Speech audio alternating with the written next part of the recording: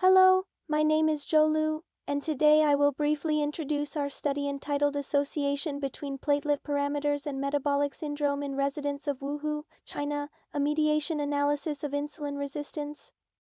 Metabolic syndrome is a major global public health challenge, substantially increasing the risk of cardiovascular disease and type 2 diabetes.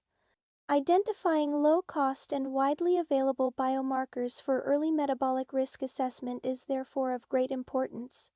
Routine platelet parameters, derived from standard complete blood counts, include platelet count, mean platelet volume, platelet crit, and platelet distribution width.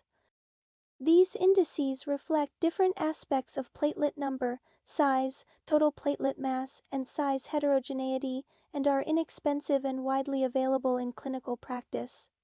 This study aimed to examine the associations between platelet parameters and metabolic syndrome and to assess their statistical relationships with insulin resistance. We conducted a large cross-sectional analysis including 577,431 adults who underwent routine health examinations in Wuhu, China, between 2017 and 2023.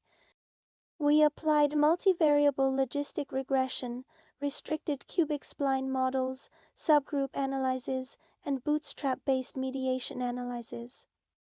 The main results showed that the overall prevalence of metabolic syndrome in the study population was 19.5%.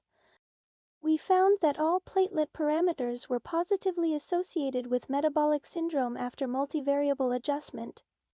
Among the platelet parameters, platelet crit and platelet distribution width showed particularly strong associations with metabolic syndrome, with platelet distribution width remaining robust across multiple models. Platelet distribution width was also strongly associated with elevated triglycerides, fasting plasma glucose, and the triglyceride glucose index. Mediation analysis indicated that platelet distribution width was associated with insulin resistance, and insulin resistance was also associated with metabolic syndrome.